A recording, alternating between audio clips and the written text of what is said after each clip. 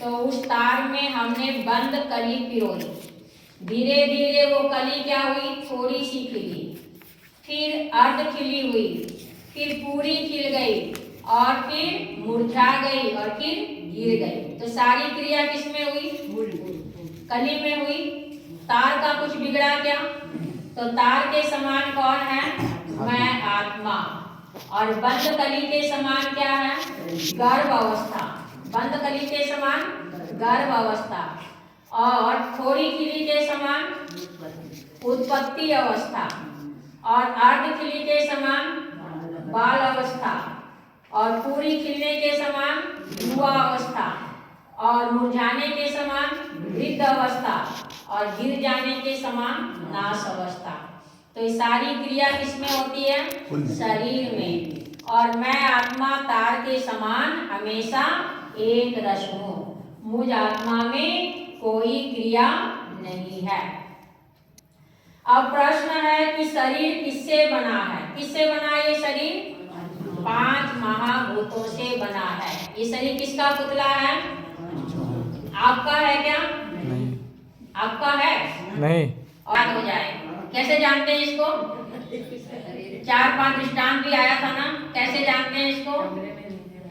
हाँ, जैसे कमरे में रहने वाला पुरुष कमरे से अलग है, मकान में रहने वाला मकान का मालिक अलग है। और मकान को जानता है कि नहीं? जैसे मकान को जानने वाला मकान से अलग है और इस हॉल में बैठने वाला इस हॉल से अलग है। इसी प्रकार से शरीर को जानने वाला मैं इस शरीर से अलग हूँ। कैसे जानते हैं शरीर को आप? कैसे जानते हैं? ये मोटा है तो कौन जान रहा है? ये लंबा है तो कौन जानता है? शरीर। नाटा है तो कौन जानता है? आंखें ठीक से देख रही है तो कौन जानता है? कान ठीक से सुन पा रहे हैं तो कौन जानता है? आत्मा। और जानने वाला अलग है कि होता है कि नहीं होता है, कि मिला हुआ होता है? इस मोबाइल को हम जानते हैं तो इससे अलग है कि मिले हुए हैं? ये नियम है कि जानने वाला जानने में आने वाली वस्तु से अलग होता है। तो हम शरीर को जान रहे हैं, इसका मतलब शरीर से क्या है, अलग है। और बताया था ना कि अलग नहीं हो तो इसमें से निकल करके कैसे चला जाता है? निकल करके जाता है कि नहीं? तो जो निकल करके जाता है वो कौन है? वो मैं हूँ, वो आत्मा है। वो आत्मा कौन है? वो मैं हूँ, ये मैं नहीं हूँ। ये तो यही जला दिया जाता है। और यदि इसके साथ साथ मैं भी खत्म हो जाता तो फिर ये कर्मों के फल को कौन भोगता? अभी जो कुछ कर रहे हैं वो भोगना पड़ेगा कि नहीं पड़ेगा? ये बात तो पक्की है ना। अभी जो कुछ भी कर रहे हैं वो भोगना पड़ेगा कि नहीं? तो फिर भोगना पड़ेगा तो कौन भोगेगा? शरीर तो यही जला दिया गया, तो भोगेगा कौन? मैं, जो इसमें से निकल करके चला गया ना, मैं रूपी आत्मा, वो ही अपने कर्मों के फल को भोगता, वो मरने वाला नहीं है।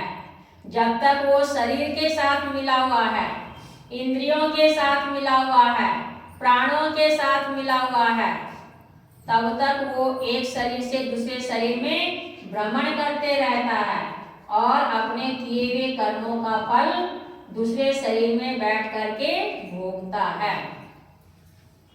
तो शरीर किससे बना है? 5 भूतों से। ये आपका नहीं है। आपका क्यों नहीं है? क्योंकि 5 भूतों का है। इसलिए गुरुदेव कहते हैं, मान बंदा मेरी नहीं है काया तेरी, फिर पछताएगा, फिर पछताएगा। मान बंदा मेरी नहीं है काया तेरी, फिर पछताएगा, फिर पछताएगा। बंदा कहता काया मेरी, काया का गुमान क्या? बंदा कहता काया मेरी, काया का गुमान क्या? चांद सा बदन तेरा मिट्टी में मिल जाएगा, चांद सा बदन तेरा मिट्टी में मिल जाएगा, फिर पछताएगा, फिर पछताएगा। मान बंदा में